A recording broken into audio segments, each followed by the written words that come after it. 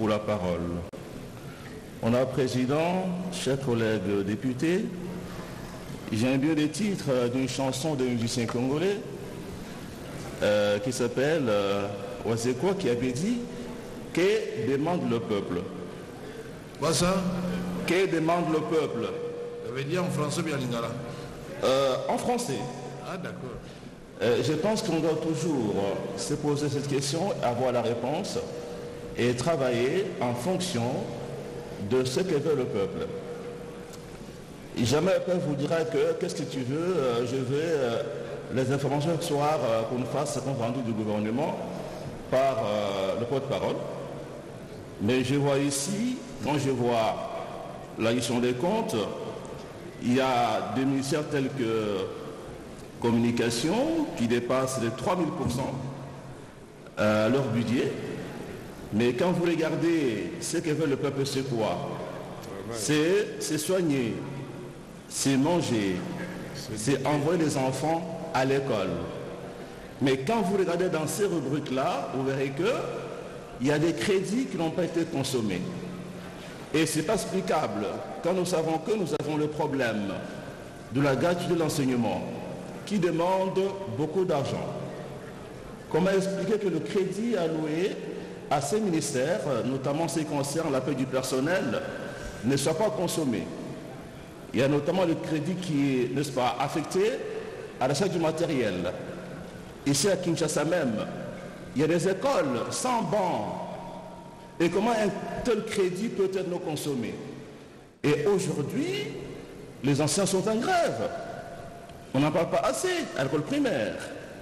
Ça fera bientôt 2 mois que les enfants ne vont pas à l'école.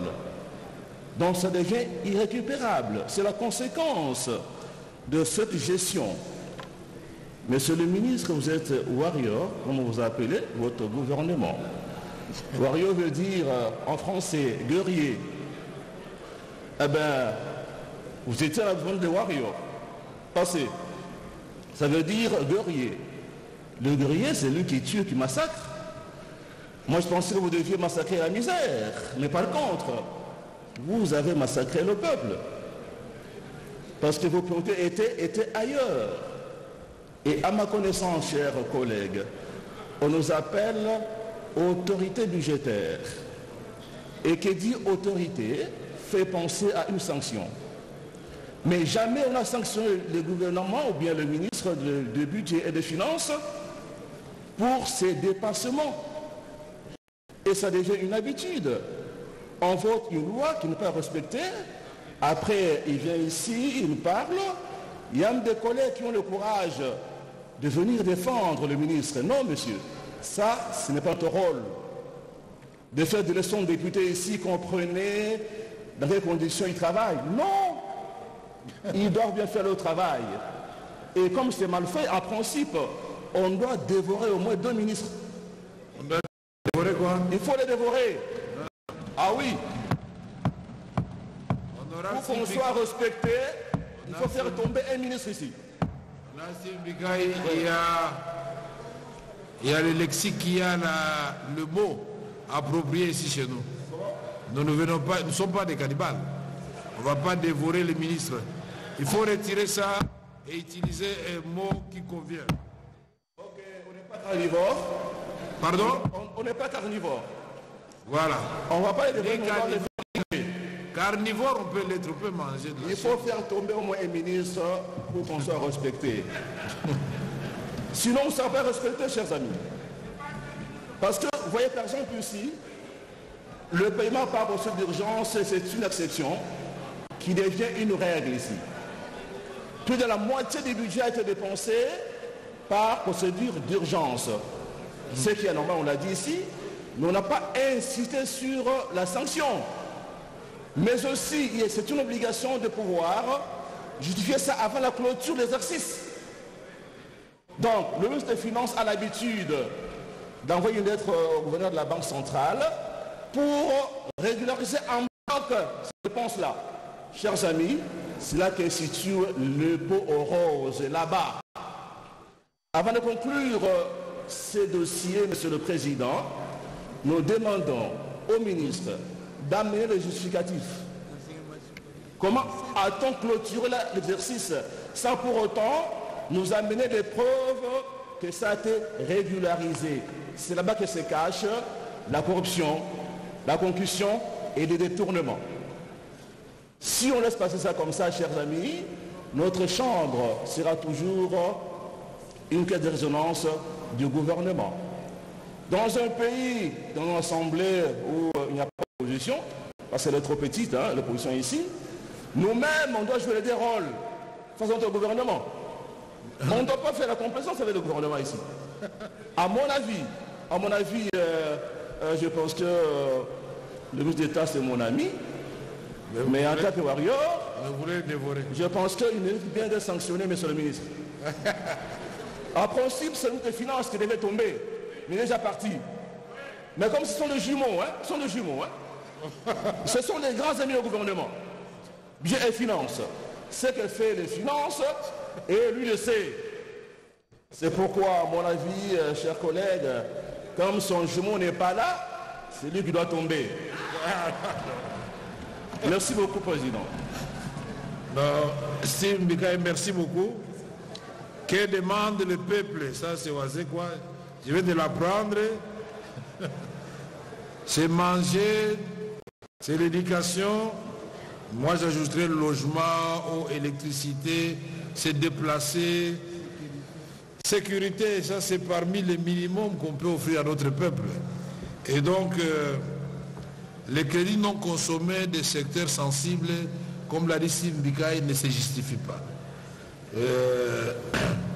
Les 2 mois que les enfants viennent de passer à la maison, c'est une catastrophe. Je crois qu'il y a des normes au niveau de l'UNESCO qui peuvent conduire à l'UNESCO de déclarer l'année blanche ici en République démocratique du Congo. C'est pourquoi, en recevant la ministre d'État à l'Éducation nationale, c'est ça le malheur. Quand on est chef d'un secteur, alors que ce secteur-là, il est horizontal, et on voit seulement la ministre d'État de l'Éducation. Mais ce n'est pas elle qui produit l'argent. Elle aussi, elle souffre. Tout à l'heure, vous avez pointé du doigt les ministres d'État du budget et les ministres des Finances sortants en épargnant les nouveaux, effectivement, puisque je pense qu'il a abandonné les urgences. Mais attention, l'argent qui sort, ce n'est pas les ministres d'État du budget qui en bénéficient, ni celui des Finances. Donc nous devons remettre de l'ordre partout. Si vous voulez que les ministres des Finances soient performants, l'ordre doit rentrer partout. Et vous savez exactement qu'aujourd'hui, et nous l'avons vécu à un moment donné, il y avait des généraux qui venaient mettre dans les coffres les ministres des Finances. Vous devez payer tout de suite et maintenant. Et il y a des ministres très puissants qui ont mis certains agents des ministères des Finances dans les coffres. Si vous ne payez pas, vous ne sortez pas de mon coffre. Donc l'ordre doit rentrer partout. Puisque quand on vous présente des plans de trésorerie et on vous montre qu'il y a des difficultés, personne n'est d'accord. Mais ça ne veut pas dire que nos amis doivent aller transformer l'exception en règle. C'est que moi je voudrais dire, tout n'est pas urgent. Et c'est comme ça qu'en toute transparence, ils nous répondront où se trouvent les urgences, et à l'ECOFIN, vous allez aller dans le détail. Puisque ici, nous avons accepté d'examiner 2 projets de loi, mais ils vont être envoyés à l'ECOFIN pour approfondissement.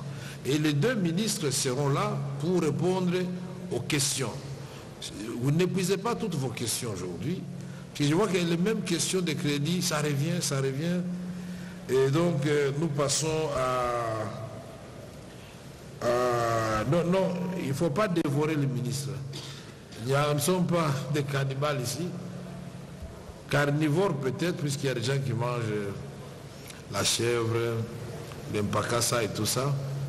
Mais cannibales, non, on ne va pas dévorer les ministres. Nous demandons donc à l'honorable, après l'intervention musclée de Steve Mbikaï, nous demandons à l'honorable Désiré Katembo, qui va dire certainement que c'est sans objet. C'est le président du groupe parlementaire qui a parlé, et vous voulez parler après lui. Bon Désiré, vous avez la parole.